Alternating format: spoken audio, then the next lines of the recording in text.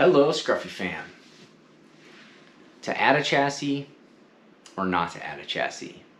That is the question.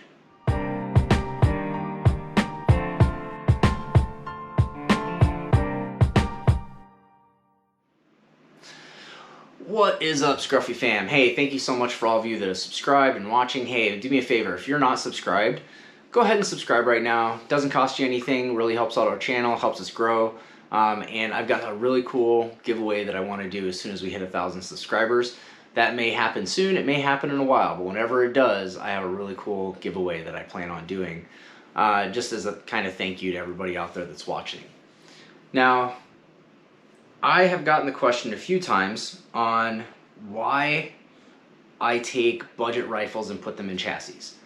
I have 3 chassis that I use primarily. I use a Magpul, I use the Sharp Brothers, and I use the MDT Oryx. So those are 3 different chassis that I use, and I'll show you the firearms that I've gotten those right now. And I think you'll kind of see a theme as to why. So let's just do it. All right, so first up, I've got Magpul. So this is actually my 1022. I've got quite a few videos on this 1022 already. And I think something that you'll see is when we put this 22 in this Magpul, man, the accuracy increased big time. But the other thing it did is the modularity. I've got 5 kiddos, all the way from 18 all the way down to 2. So when I take them out shooting, I need something that can fit the plethora of their sizes. Right now it's extended at the farthest because I've been shooting this and my oldest has been shooting this, but my 7-year-old's getting ready to go out shooting, so I'm going to take 2 spacers off of here so that he can shoot this a little bit easier. That's one of the reasons that I like using this Magpul. Also, it's not very expensive and I can adjust this to fit all my kids.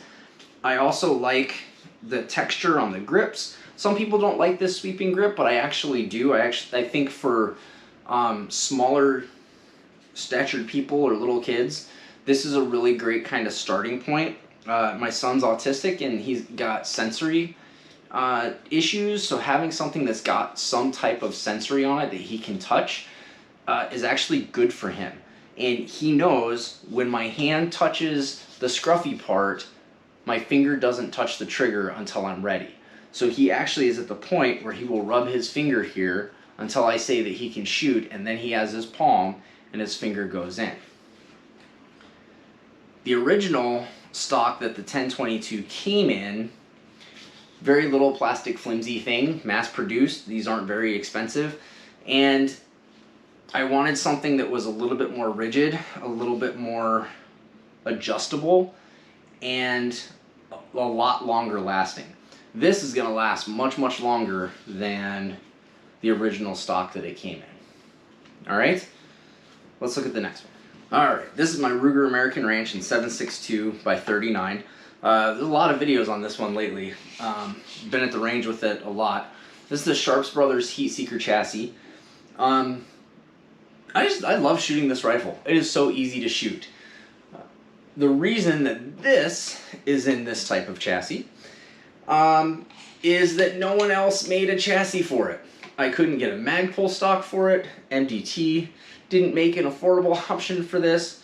I think Hogue and Boyd's both didn't make good stocks for the Ruger American Ranch. There was a lot of different things you would have to do to make it work. Where this, as long as you could find AR style magazines for the 7.62 by 39, which I've got right here, go to Brownells or Midway, you can find them. You could use this chassis system. The original stock that came on this, and all Ruger Americans, is a plastic thing that was causing a lot of touch at the barrel. This is completely free floated. It's got a ton of modularity, Again, I wanted something that could transition the ages of all of my kids for hunting. This has the lowest recoil of all of my firearms except for the 22. The recoil on this is almost non-existent. It is beautiful. My wife shot this for Father's Day. We went to the range. My wife shot this and she loved it so much that she wants this to be her primary hunting rifle now. So That should say something. She has a 243 that she's had for years. She likes shooting this better than the 243. And this is a 30 caliber round. This is also what I'm going to have my son take on the youth hunt. But I needed something that would get smaller.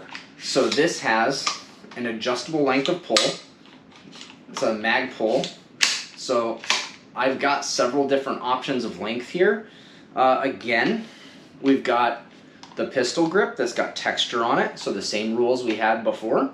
We've also got a magazine release, which, you know, you can have your ideas on that if you would like.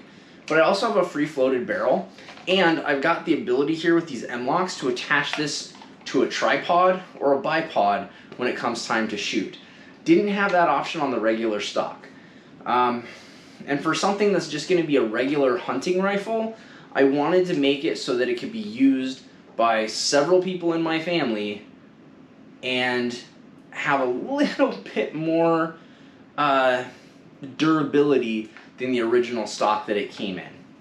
Alright, let's look at the last one. Alright, and this is the last one. This is my Ruger American 243 in the MDT Oryx chassis. Seems like a Ruger commercial here. Should say something on how I feel about the rifles. So this Ruger American in 243 came in the standard black stock, nothing to write home about, pretty standard. I've shown it in other videos. You can actually see it like when I put this thing together. Why? Why would you put that in this? For the exact same reason as I would the other one. Barrel contact. This thing was making contact with the barrel, and we'd get anything from a 1/2 inch group to a 2.5 inch group, and it had everything to do with loading up on the bipod and the bipod touching the barrel. This is so ridiculously free floated. Look at that. Look at that channel. That it doesn't touch. In the last video I did, we saw that it took me 3 shots to zero this thing. It's super comfortable to shoot. It's more ergonomic now, and honestly, this thing is set up exactly like the Ruger American Ranch. I can adjust the length of pull. I can set this on a bipod. I can set it on a tripod. You can put an Arca rail on here. There's all kinds of stuff that you can do with this. I can also adjust the comb height to get better eye relief and adjustment. There's just so many things that you can do with a chassis system that you can't do with the original stocks. I also have several different ways that I can hook up a sling to here where I don't have to worry about a sling swivel stud right here on the front. If I'm shooting off of a blind and I want to set this flat, I can set this flat with no problem. Okay? And this thing is much hardier than the stock that was on it. Much, much hardier. Alright, so let's talk about this real quick.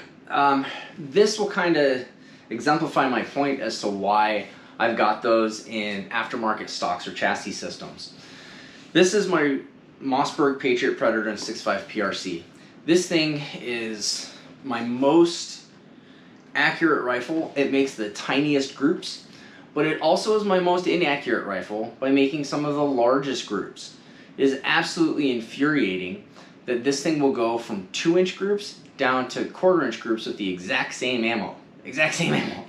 The only difference is, let's see if you can hear it. Contact with the barrel when shooting. If I'm loaded up too heavy on my bipod, doesn't work.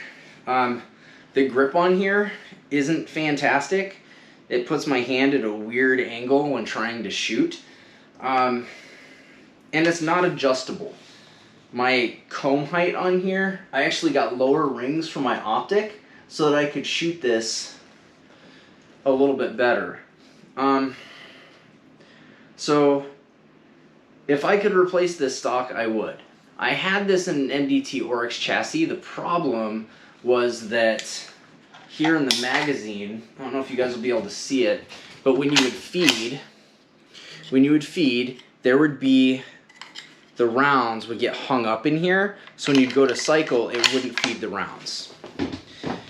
And that's a problem if you're trying to load from a magazine, and it wasn't working. Extremely infuriating. And and I saw better accuracy in the Oryx chassis. So I was kind of bummed.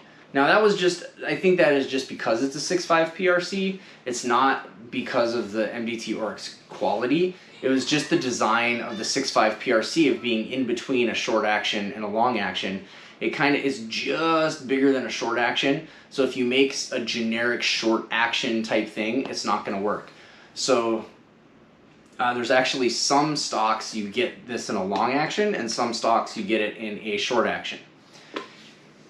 So this, as you see it, is one of the reasons I like going with the Magpul, the Sharps Brothers, or the MDT Oryx. Alright guys, so that kind of is to answer that question, because I've actually got that question a few times. I've been messaged, been asked at the range, been asked around of why I have all the chassis systems or aftermarket things on my rifles that are actually in the running to be my primary hunting rifle, instead of just keeping the plain stock that's on them.